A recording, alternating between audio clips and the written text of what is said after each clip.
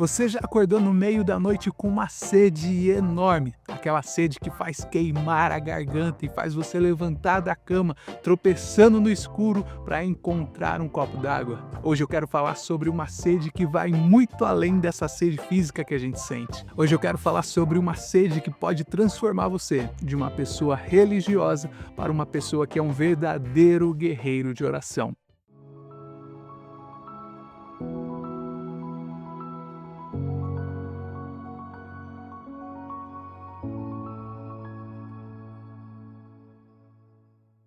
Olá, seja muito bem-vindo ao nosso canal. É uma alegria muito grande ter você aqui com a gente hoje. Se você não me conhece, o meu nome é Renato e hoje eu vou falar sobre um assunto que vai despertar o guerreiro que existe dentro de você, um guerreiro de oração que está aí dentro do seu coração. Mas eu quero começar dizendo que existe uma diferença abissal entre quem tem o hábito de orar e quem ora por necessidade, entre quem repete palavras e quem se derrama de alma. O Salmo 65, no verso 2, diz assim algo que é revolucionário. O texto vai dizer assim: Tu ouves a oração, a ti virá toda a carne.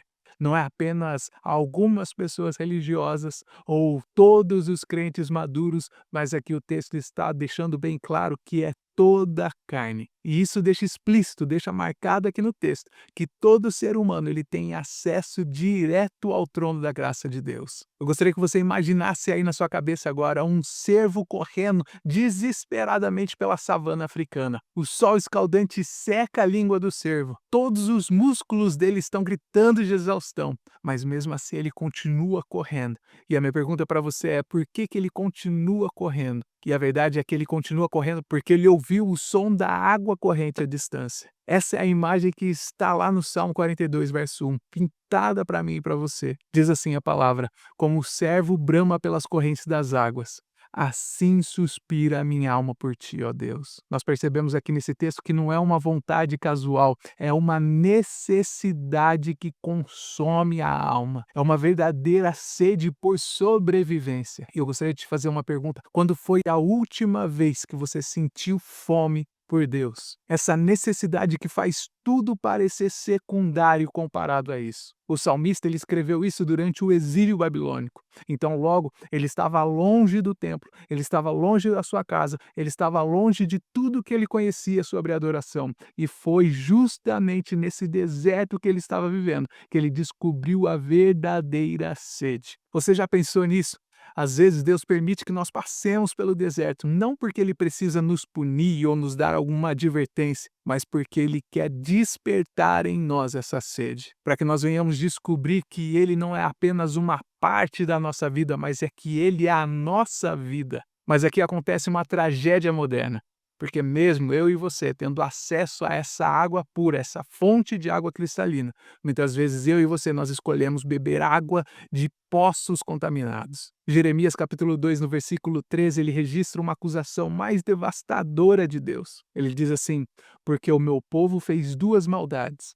A mim deixaram o manancial de águas vivas e cavaram cisternas, cisternas rotas que não retêm água. Pense comigo nessa ironia: abandonar a fonte limpa e inesgotável para cavar buracos no chão que nem consegue conter aquela água que recebe. Essa é a nossa condição quando nós tentamos buscar satisfação em qualquer lugar, menos em Deus. É como se nós estivéssemos tentando saciar a nossa sede bebendo água salgada.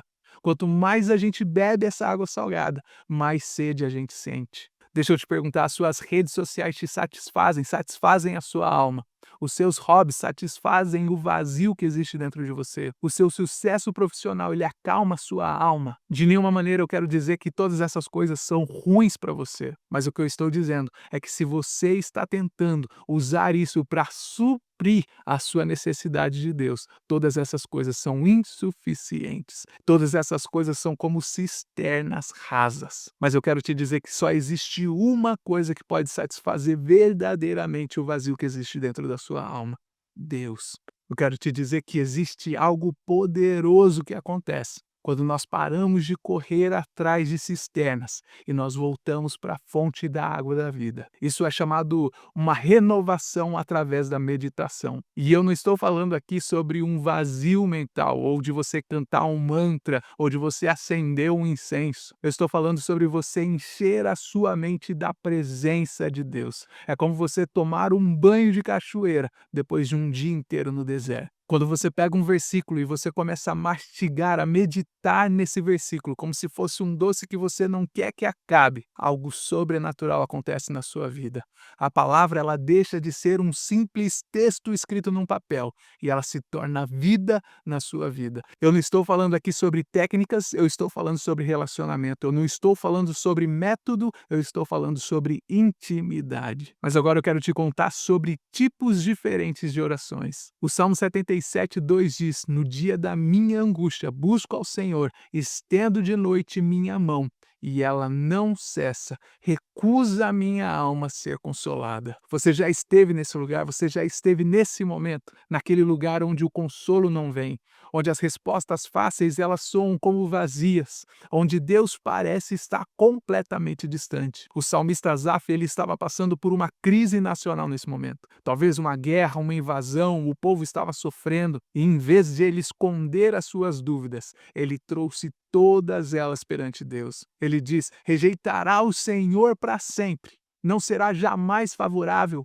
Cessou para sempre a sua benignidade." Essas são perguntas perigosas, meu irmão. Perguntas que pastores dos nossos dias com certeza não têm coragem de fazer. Mas eu quero te dizer que essas são perguntas honestas. E Deus, ele honra muito mais a honestidade que nós podemos apresentar para ele do que a nossa pretensão. Você pode trazer as suas dúvidas para Deus, suas frustrações, a sua raiva, seus questionamentos. Deus, ele não é um Deus frágil. O nosso Deus é um Deus forte e ele aguenta qualquer coisa que você tiver engasgado dentro do seu peito. Na verdade, foi só quando Asaf parou de fingir que estava tudo bem que ele encontrou a resposta que ele estava esperando. Mas eu quero que você observe que aconteceu uma coisa muito interessante aqui no meio do Salmo 77. É como se fosse uma virada de chave. Ele vai começar a dizer: "Lembrar-me-ei das obras do Senhor. Certamente me lembrarei das tuas maravilhas da antiguidade." E o que isso nos diz não é uma lembrança casual. É uma escolha deliberada de se lembrar daquilo que Deus fez.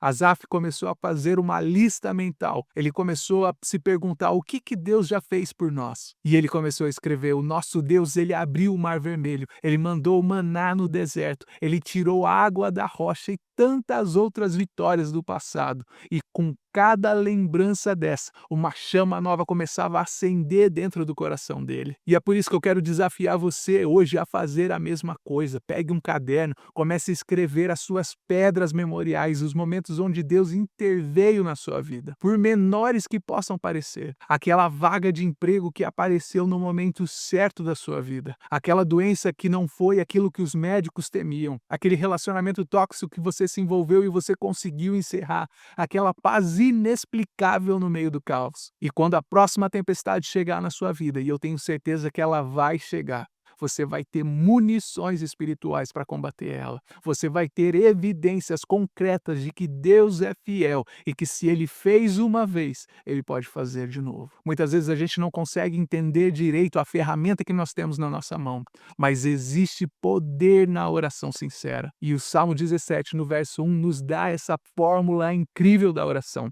Vai dizer assim: "Ouve, Senhor, a justiça, atende o meu clamor, dá ouvidos à minha oração, que não é feita com lábios enganosos." Davi aqui ele está te dando a receita da oração poderosa. Davi estava sendo perseguido por Saul nesse exato momento. Ele estava correndo pela sua própria vida. Ele estava dormindo em cavernas e essa sua oração não é apenas uma oração eloquente. Na verdade, é uma oração desesperada. Ele diz a Deus: "A minha oração não é feita com lábios enganosos."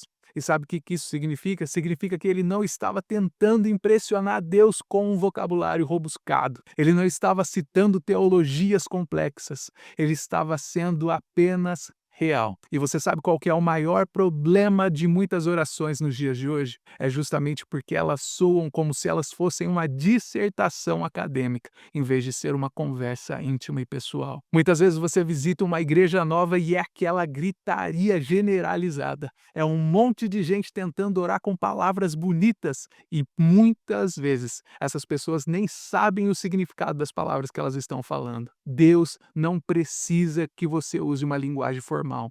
Ele não se impressiona com as suas citações bíblicas durante a sua oração. A única coisa que Deus realmente precisa é o seu coração quebrantado e não uma performance falsa. É como uma diferença entre um discurso político e uma conversa com o seu melhor amigo. Uma dessas conversas é completamente calculada e a outra é uma conversa natural. E eu quero te perguntar qual dessas palavras, qual dessas conversas Deus prefere. Nesses meus muitos anos de caminhada no Evangelho, eu consigo identificar 3 tipos de pessoas que oram. E eu tenho certeza que você já identificou alguma dessas pessoas também. Nós temos o turista espiritual, aquele que ora quando ele lembra, quando precisa de alguma coisa, como se quem estivesse ligando para um amigo para pedir um favor. A oração é utilitária e não relacional. Temos também o tipo de pessoa que ora, que é o soldado religioso. Ele tem horário marcado e rituais e disciplinas para orar. Ele ora porque ele deve orar. Mas deixa eu ser sincero, esse ainda é melhor do que o turista, mas ainda trata a oração como sendo uma obrigação e não um privilégio. E nós temos, por último, aquele tipo de pessoa que ora, que é um guerreiro de oração. Ele ora porque ele não consegue viver sem oração. A oração dele é como se fosse um respirar, é automático, é essencial e constante. Não é um tipo de performance, é sobrevivência espiritual. E agora eu quero te fazer uma pergunta: qual desses 3 tipos de pessoas que oram descreve você? Meus amigos, aqui está a verdade que pode revolucionar a sua vida de uma vez por todas. Você não precisa sentir sede para beber dessa água da fonte da vida. Quanto mais você bebe, mais sede desenvolve dentro de você. É como se fosse um paradoxo divino. Quanto mais tempo você passa com Deus, mais você quer estar com Ele. Quanto mais você ora, mais vontade de orar você tem. Mas é claro que isso exige uma decisão inicial. É um salto de fé, um compromisso de buscar Deus mesmo quando você não sente vontade. Como um atleta que ele treina mesmo sem motivação, porque ele sabe que a disciplina cria o desejo e não o contrário. Então, se você tem dificuldade na sua vida de oração, eu gostaria de te mostrar 5 chaves para despertar esse desejo dentro de você. A primeira chave é: trate a oração como sendo uma necessidade e não como um luxo, como sendo uma comida e não como sendo uma sobremesa que você pode dispensar. A segunda chave: seja brutalmente honesto na sua oração. Deus, ele já sabe tudo o que está no seu pensamento, e a honestidade, ela liberta você. A terceira chave que eu quero comunicar com você no dia de hoje é: cultive memórias sagradas. Anote todas as vitórias que Deus já te deu na sua vida. Faça uma documentação dos milagres e experiência que você já passou na sua vida. Construa um memorial de lembranças, porque essas lembranças, esse memorial de lembranças, é o que vai te dar força no dia da sua angústia. A quarta chave é: simplifique a sua linguagem. Fale com Deus da forma mais natural possível, como se você estivesse falando com alguém que te ama incondicionalmente, porque é exatamente esse o caso. E a quinta chave é: seja constante e não perfeito. É melhor você orar 2 minutos todos os dias do que você orar 1 hora uma vez por mês. E eu gostaria do fundo do meu coração que você entendesse essa urgência. Você tem nas suas mãos o maior privilégio, o privilégio mais extraordinário do universo. Você tem acesso direto ao Criador de tudo isso que existe. Eu e você, nós não precisamos de um intermediário, nós não precisamos de rituais complexos. O acesso a Deus é direto.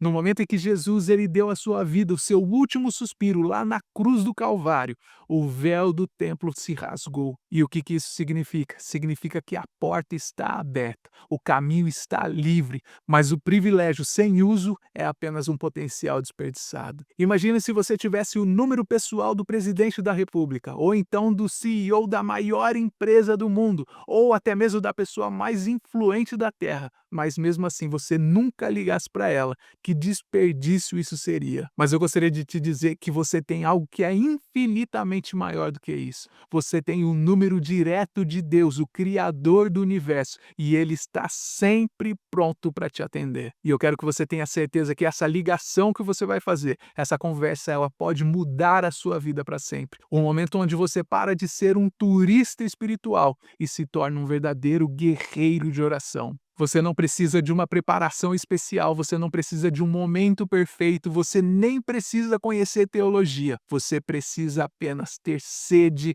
da palavra de Deus. E se você chegou até aqui, essa sede eu tenho certeza que já está sendo despertada na sua vida em nome de Jesus. Você não precisa de nenhuma técnica, você precisa de fome. Você não precisa de métodos, você precisa de mais sede. O guerreiro de oração que Deus quer despertar em você já está aí dentro do seu coração. E o meu desejo é que a sua vida se torne uma oração constante, que a sua respiração seja um ato de adoração a Deus, que os seus pensamentos sejam uma conversa eterna com o Eterno. O mundo está precisando desesperadamente de guerreiros de oração. Pessoas que sabem que a verdadeira batalha não se ganha com estratégias humanas, com rifles, com canhões, mas se ganha com joelhos dobrados, com corações quebrantados diante da presença de Deus. Você acredita que Deus tem esse chamado para a sua vida? Meus irmãos, se você achou algum valor nesse vídeo de hoje, eu quero te pedir que você deixe o seu like nesse vídeo,